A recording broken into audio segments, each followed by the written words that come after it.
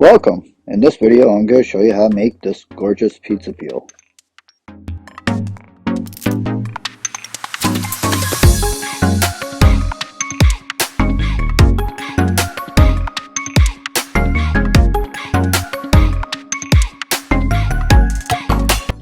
To start, pick out your hardwoods that you want to construct the pizza peel with and cut them to size.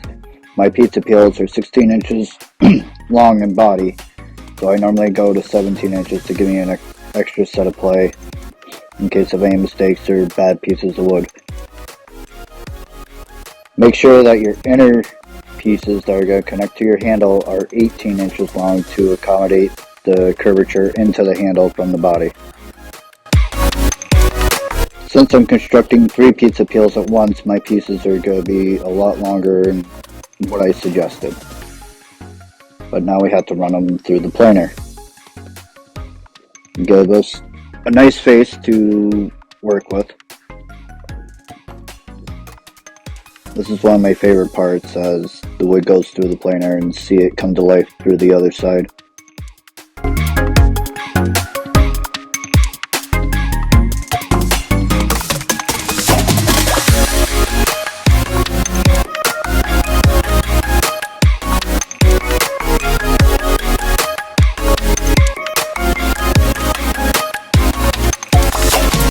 After we have our wood planed, we have to start cutting our strips for our body.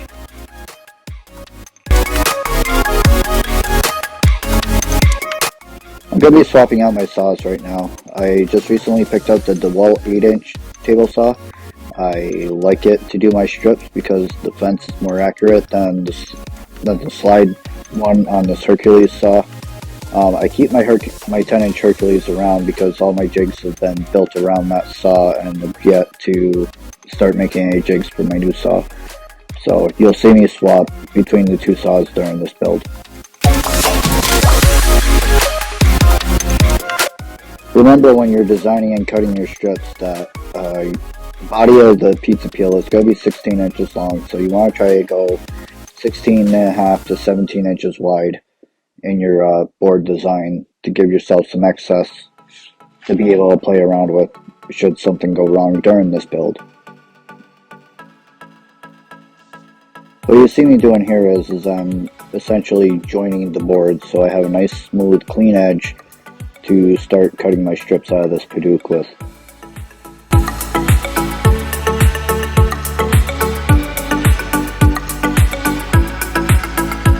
Here's all the strips needed to do the 3 pizza peels. Now that we have our strips cut, we need to join them. So I'll be using my bench top joiner to give myself good, clean, smooth gluing edge.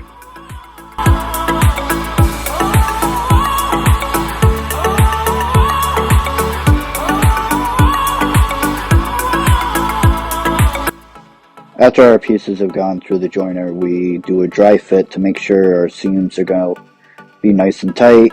Any gaps, you'll have to run your piece through the joiner again, or cut yourself another piece and duplicate it, depending on the situation and what you have going on.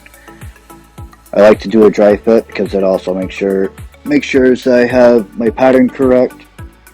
And also during this time, I actually do 2 sides, because I don't glue up the pizza peel in one piece because it'd be 16 inches wide and my joiner will only accept 12.5 inches, and we also have to plane our material down to 1/2 inch.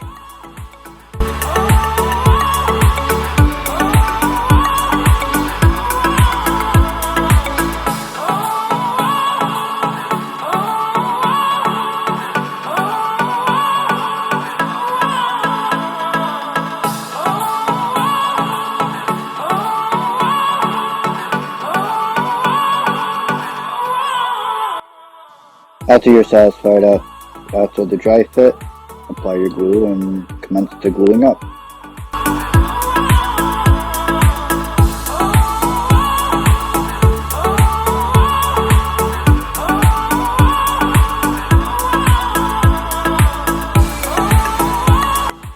As you see in the middle, there's a piece with Tyvek tape on it, and I do that to keep both halves separate so I don't accidentally glue up the other side to the first side.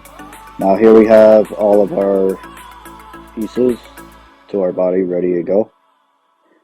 And we bring everything over to the planer, including the handles, and we plane everything all at once down to just a heavy 1/2 inch, just so you have room for sanding and fixing any imperfections that the planer may cause.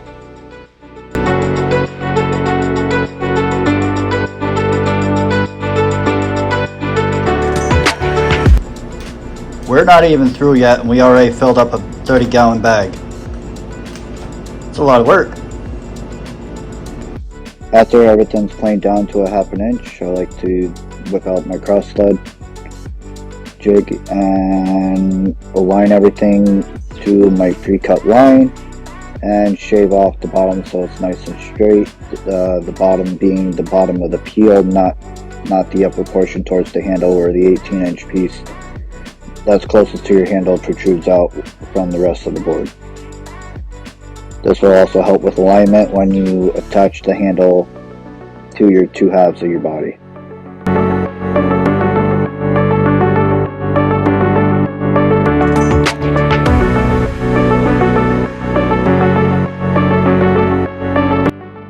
Our bottoms are nice and flat and straight. We commence to gluing up the entire peel together.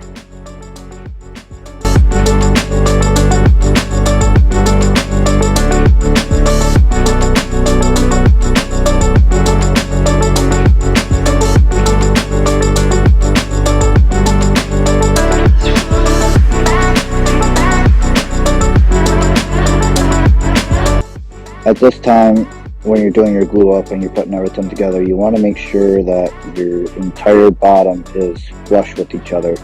You will have room for trimming after the glue up.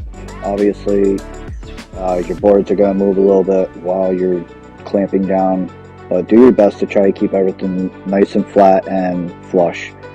I also bring in cowls to keep the flatness equal across the boards, so we limit ourselves any sanding and making the board any thinner.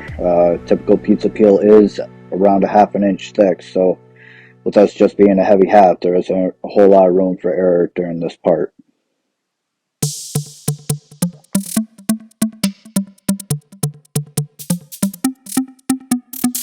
I apply cowls to the base of the pizza peel and also where the handle meets the body of the peel as well.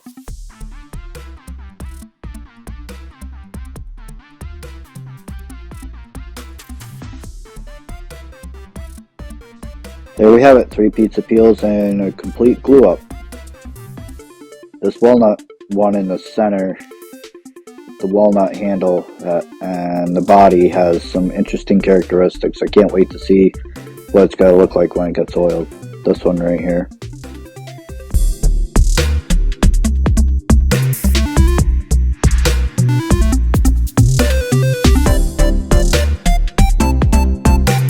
After the peel sits overnight and the glue is hardened and secured itself to the wood, break out your sander and start sanding out any of your glue, any misalignment between the joints, and just make her nice and smooth for now. You don't have to go crazy at this point. Depending on the severity of the misalignment, I'll either go with 80 grit or a hardened 20 grit.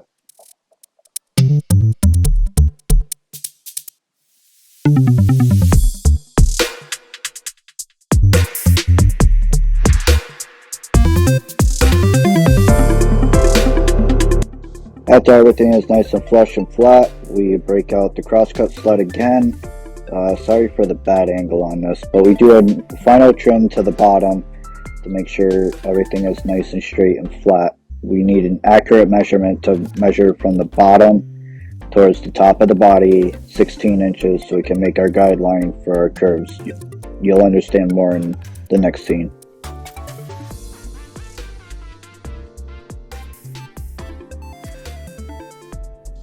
After our bottoms are all nice, flat, and flush, now is the time where we come up with our curve. This serving tray template I know is 16 inches around, so I use that. You can use a compass, string a piece of pencil, any way you have to get your bottom curve. You can measure corner to corner, come up with a center point, and then measure out string to go from your center point to the outside edge, and that'll create your curve for you.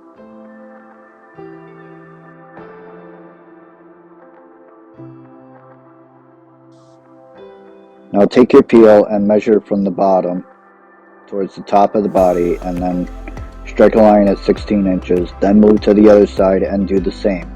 This will give you two reference lines to stick your ruler across the board and strike a nice even line across the top. This will indicate the top of our body and will also give us a reference line for our next set of curves that we're adding to the board.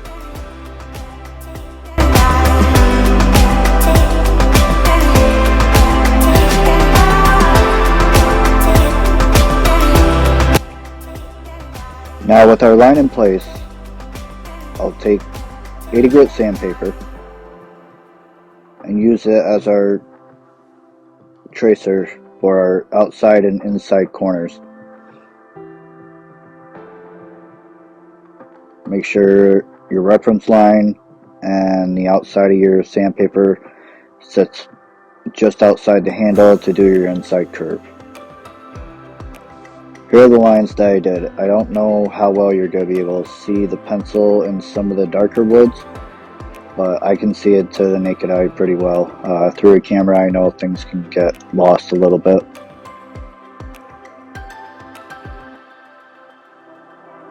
Now that we have our curves drawn out, I like to take the jigsaw now and just cut above the line, not on the line, but above it, because we're going to use our disc sander to fine tune our curvature and removing our material up to our line.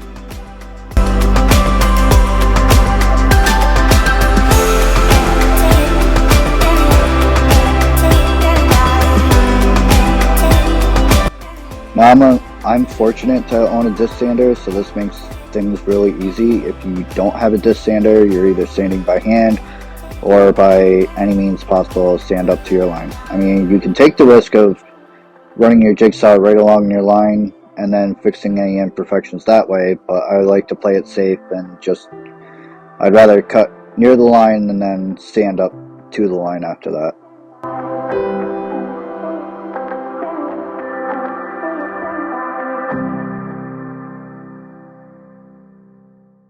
So now it's time to bevel it. I have a video on making the beveling jig. You can see it down below. But this is the beveling jig I use. I use it with my table saw. It cuts the majority of the material out that we don't need to make easier work. Be careful, because I like to stand to the side, because as you see, the cutoff will drop close to the blade and will possibly shoot towards you. So make sure you stand to the side if you make this jig.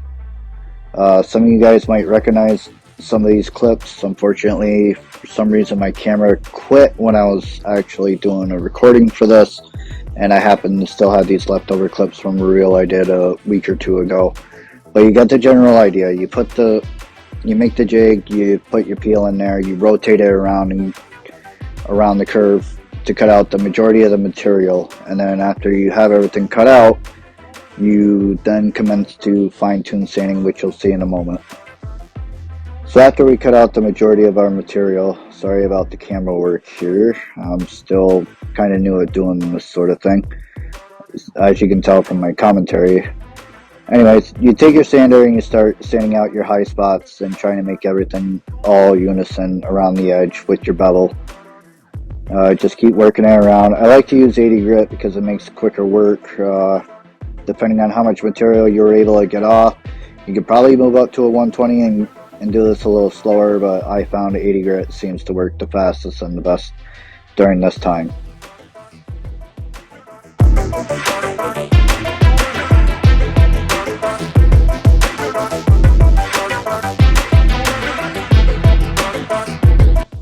After you're satisfied with your bevel, Then hand sand your thicker edges to smooth them out, because we're going to be putting a 1/8 inch round over on our thicker edges to give it more of an appealing look.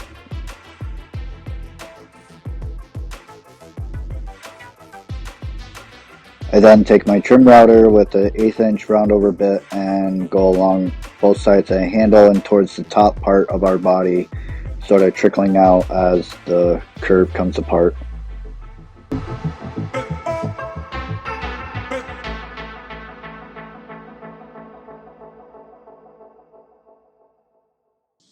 After your complete routering, it's everybody's favorite time to sand. I like to sand my pizza peels up to 120 grit, so here we go. So once I get to 220 grit, I like to wipe the board down with a damp cloth. What this does is raises any grain that's been pushed down by sanding, so you can get a more cleaner sand and a final sanding with your board. I do this twice. I'll wet it, sand it with 220, wet it again, let it dry, and then do a final sanding at 220.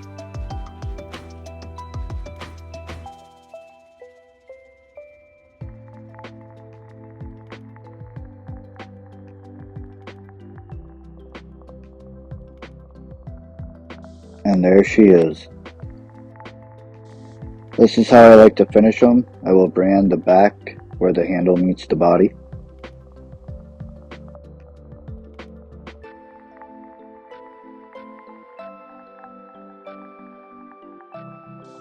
And then we do our oil bath method. This is my favorite part of any build, really. This is where all our wood starts to come to life and you get to see the patterns and the contrasts, and I just utterly love this part.